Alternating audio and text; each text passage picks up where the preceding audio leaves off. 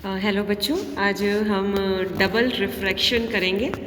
Double refraction को हम हिंदी में द्वि अपवर्तन भी कहते हैं। द्वि अपवर्तन, ठीक है। तो द्वि अपवर्तन को हम समझते हैं। सबसे पहले हमको रिफ्रैक्शन को समझना है। हमको सबको पता है कि अपवर्तन क्या होता है। अपवर्तन, जैसे मैंने यहाँ पे एक प्रिज्म बनाया है। इस प्रिज्म में हम, ये आपका नॉर्मल है, प्रिज्म में अभिलंब है।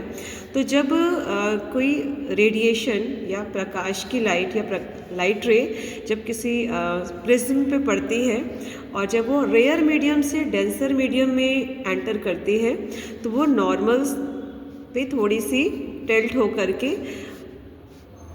आर एंगल बनाते हुए वो रिफ्रैक्ट हो जाती है। तो यहाँ पे अगर I is the angle of incidence and R is the angle of refraction.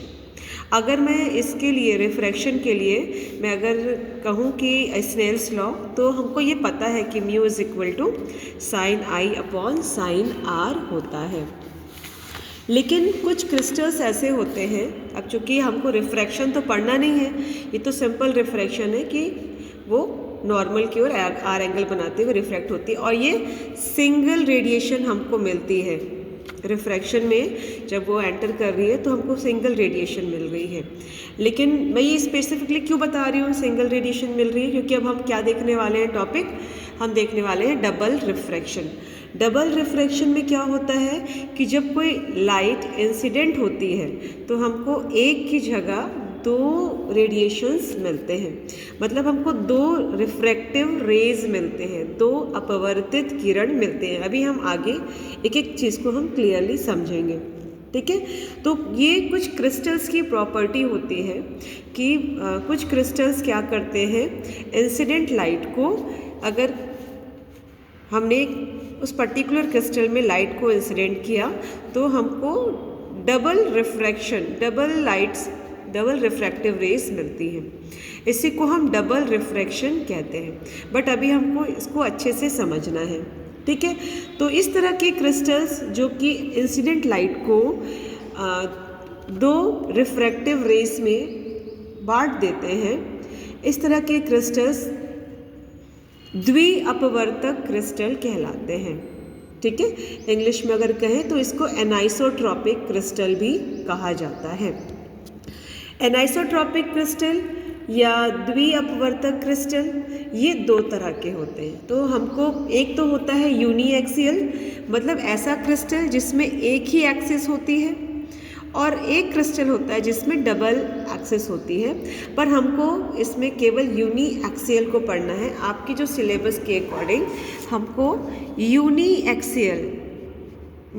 Axial मतलब ऐसे क्रिस्टल जिनके अंदर केवल एक ही ऑप्टिकल एक्सिस है, हमको उसकी स्टडी करनी है। और इसका अगर मैं एग्जाम्पल लूँ तो इसका एग्जाम्पल होता है कैल्साइट, क्वार्ट्ज, इस तरह के क्रिस्टल जो होते हैं। जैसे हमने यहाँ पे कैल्साइट का एग्जाम्पल लिया हुआ है, ठीक है। तो अगर मैं बोलूँ कि यूनी एक्सियल क्रिस्टल की अगर मैं बात करूँ तो यूनी एक्सियल क्रिस्टल जो है उसका एग्जाम्पल है कैल्साइट, ठीक है। यहाँ पे आपको दिख रहा है। तो जब कोई अनपोलराइज्ड लाइट, ठीक है, हमने जाना अनपोलराइज्ड लाइट क्या होती है, ऐसी लाइट जो सभी दिशाओं में इक्वली, सभी डायरेक्शन में इक्वली प्रोपोगेट होती है। तो जब अनपोलराइज्ड लाइट किसी कैल्साइट क्रिस्टल पे इंसिडेंट होती है तो वो दो अपवर्तित विकिरणों या टू रिफ्रैक्टिव रेज में बट जाती है, जिसमें से एक जो रे होती है, दैट इज, जो आपको दिख रहा है, एरो दिख रही है जिसमें, ये रे जो कहलाती है, ये कहलाती है ई रे। ई रे मतलब एक्स्ट्रा ऑर्डिनरी रे, जिसको हम ई रे कहते हैं। ई रे का मतलब होता है एक्स्ट्रा ऑर्डिनरी रे। और एक है जिसमें आपको पॉइंट दिख रहा है, हमको इनका मतलब पता है, मैंने कई बार क्लास में बताया है कि इसका मतलब क्या होता है। इस पर्टिकुलर रेस के electrical vector in the plane of paper रहेंगे, और ये डॉट का मतलब है कि ये ऐसी रेज हैं जो कि in the perpendicular to the plane of paper रहता है। तो ये जो दोनों रेज हैं ये दोनों प्लेन पोलराइज्ड लाइट हैं, ठीक है। ये दोनों लाइट ध्रुवित प्रकाश है। पर जब फाइनली ये दोनों लाइट्स कैल्साइट से बाहर निकलते हैं तो ये दोनों लाइट एक दूसरे के पैरेलल हो जाते हैं, ठीक है। इनमें से अब इन दोनों की हमको प्रॉपर्टीज़ देखनी है कि क्या ओ रे क्या होता है, ई रे क्या होता है, ओ रे की स्पीड क्या होती है, ई रे की स्पीड क्या होती है। तो जो डबल रिफ्रैक्टिव रे है, इसको डबल रिफ्रैक्शन को 1669 में डेनिश साइंटिस्ट थे जिनका नाम था इरेमस बार्थेलिनस, इन्होंने 1669 में डबल रिफ्रैक्शन का कंसेप्ट दिया। और उन्होंने क्या किया, एक पॉइंट को एक कॉपी पे एक पॉइंट बनाया और पॉइंट बना करके उस पर एक कैल्साइट क्रिस्टल को रख दिया। और इस कैल्साइट क्रिस्टल को रखा तो उन्होंने पाया कि इसमें एक जो पॉइंट था, एक जो डॉट था, वो कैल्साइट क्रिस्टल में डबल इमेज दिख रही है, उस सिंगल पॉइंट की डबल इमेज दिख रही है। फिर उसके बाद इन्होंने उसका नाम दे दिया कि ये नीचे वाला जो इमेज है वो ऑर्डिनरी इमेज है और दूसरा इमेज है एक्स्ट्रा ऑर्डिनरी इमेज। ई का मतलब एक्स्ट्रा ऑर्डिनरी और ओ का मतलब ऑर्डिनरी इमेज। तो यहाँ पे दो इमेज दिए गए। फिर उन्होंने क्या किया, क्रिस्टल को एंटी क्लॉकवाइज रोटेट किया तो उन्होंने ये पाया कि जो ओ रे है वो अपनी स्थिति पे बिल्कुल सेम पोजीशन पे था, लेकिन जब क्रिस्टल मूव करता है तो जो ई रे की इमेज है, जो ई इमेज है, वो ओ इमेज के चारों ओर घूम रही है जब इस क्रिस्टल को रोटेट कराया जा रहा है। तो जो ओ इमेज है ये ओ रे की इमेज है और जो ई इमेज है वो ई रे की इमेज है, ठीक है। तो इस तरीके से हमको दो इमेजेस कैल्साइट में देखने को मिले, ठीक है। तो अब हम ये देखते हैं कि ऑर्डिनरी रेज और ई रेज में डिफरेंस क्या होता है। दोनों ही प्लेन पोलराइज्ड लाइट है ना, लेकिन इसके बाद भी हमको दोनों की स्पीड में क्या चेंजेस हैं, ऑर्डिनरी रेज की स्पीड में क्या चेंजेस आते हैं, ई रे की स्पीड में क्या चेंजेस आ रहे हैं, किसकी ज़्यादा है किसकी कम है, ये सब की हम स्टडी अभी करेंगे, ठीक है। तो सबसे पहले हम अगर ओ रे की बात करें तो ओ रे की जो स्पीड होती है, ओ रे की जो स्पीड है वो क्रिस्टल के अंदर, अगर ये क्रिस्टल है, क्रिस्टल के अंदर जो ओ रे होता है सभी डायरेक्शंस में एक साथ प्रोपोगेट होता है, ठीक है। तो चूंकि सभी दिशाओं में एक साथ प्रोपोगेट होता है तो इसका जो अपवर्तनांक है वो क्रिस्टल के अंदर सभी दिशाओं में कांस्टेंट होता है, ठीक है। इसके लिए हमने और ऑर्डिनरी रे जो होता है वो ऑर्डिनरी लॉ ऑफ रिफ्रैक्शन को, मतलब अपवर्तन के साधारण नियम को फॉलो करता है। किसको फॉलो करता है? स्नेल्स लॉ को। स्नेल्स लॉ क्या है? Mu is equal to sine i by sine r. तो जो ओ रे है वो sine i by sine r के रूल को फॉलो करता है, बट जो ई रे होता है, E ray does not follow Snell's law. O ray Snell's law को फॉलो करता है और जो ई रे होता है वो स्नेल्स लॉ को फॉलो नहीं करता। It means sine i upon sine r is equal to mu, ये जो है ये होता है स्नेल्स लॉ। तो ओ रे इस नियम को फॉलो कर ले रहा है पर ई रे इस स्नेल्स लॉ को फॉलो नहीं करता, ठीक। इसके आगे हम बढ़ते हैं कि अब हम इसके रिफ्रैक्टिव इंडेक्स में आते हैं कि ई रे की जो रिफ्रैक्टिव इंडेक्स है इसको हम अपवर्तनांक कहते हैं। ई रे का अपवर्तनांक हम कैसे निकालते हैं? तो इसका वैल्यू होता है म्यू ई का वैल्यू होता है velocity of light in vacuum and maximum velocity of E ray.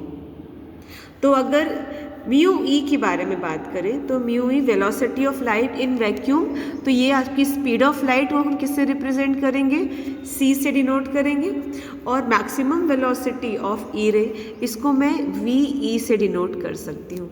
तो mu E is equal to C upon V E, जहाँ पे जो वी क्या है, V E velocity of E ray है, तो mu E is equal to C upon mu E. वैसे ही अगर मैं ऑर्डिनरी लाइट की रिफ्रैक्टिव इंडेक्स को निकालूं तो ऑर्डिनरी लाइट का जो रिफ्रैक्टिव इंडेक्स है that is the velocity of light in vacuum, vacuum में प्रकाश का वेग और ओ रे का अधिकतम मान। तो यहाँ पे हम इसको लिख सकते हैं velocity of light in vacuum which means c upon maximum velocity of o ray को मैं लिख सकती हूँ वी ओ। तो mu o is equal to C upon v o. तो यहाँ पे म्यू ओ की वैल्यू निकल गई सी अपॉन वी ओ और म्यू ई की वैल्यू निकल गई सी अपॉन वी ई। अगर मैं स्नेल्स लॉ को देखूं तो स्नेल्स लॉ क्या होता है, mu is equal to sine i upon sine r. अगर मैं एक्स्ट्रा ऑर्डिनरी लाइट का रिफ्रैक्टिव इंडेक्स निकालूं तो म्यू की जगह मैं म्यू ई लिख सकती हूँ। यहाँ पे मैंने एंगल के बारे में आपको नहीं बताया कि जब ये लाइट रिफ्रैक्ट, ये आपका नॉर्मल है, ठीक है, ये लाइट जब इंसिडेंट हो रही है तो ये इंसिडेंट लाइट का ये जो नॉर्मल के साथ इंसिडेंट लाइट आई एंगल फॉर्म कर रही है। आई क्या है, एंगल ऑफ इंसिडेंस। लेकिन जब लाइट दो अलग अलग रेडिएशंस, दो अलग अलग अपवर्तित किरणों में बढ़ जा रही है तो ई रे जो है वो नॉर्मल के साथ R1 एंगल फॉर्म कर रहा है और जो ओ रे है जो ओ रे है वो नॉर्मल के साथ R1 एंगल फॉर्म कर रहा है सॉरी। तो अगर मैं रिफ्रैक्टिव इंडेक्स निकाल रही हूँ म्यू ई, म्यू की जगह मैं म्यू ई ले रही हूँ तो ई जो रे है वो नॉर्मल के साथ R2 एंगल फॉर्म कर रहा है। देखिए ई रे नॉर्मल के साथ R2 एंगल फॉर्म कर रहा है। तो यहाँ पे mu E is equal to sine i upon sine, angle क्या है ई रे का, R2 है तो हम यहाँ R2 ले लेंगे। उसी प्रकार अगर मैं म्यू ओ की बात करूँ, म्यू की जगह मैं अगर म्यू ओ ले रही हूँ इज इक्वल टू साइन आई। अब ओ रे यहाँ पे नॉर्मल के साथ R1 एंगल फॉर्म कर रहा है तो यहाँ पे हो जाएगा mu o is equal to sine i upon R2।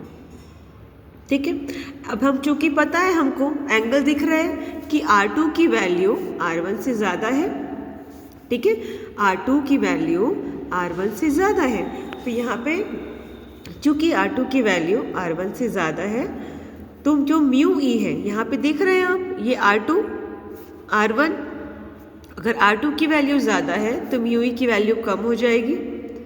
तो यहाँ पे म्यू ई की वैल्यू म्यू ओ से कम हो जाती है। इसका मतलब क्या है कि जो ई रे का रिफ्रैक्टिव इंडेक्स है वो ओ रे के रिफ्रैक्टिव इंडेक्स से कम है।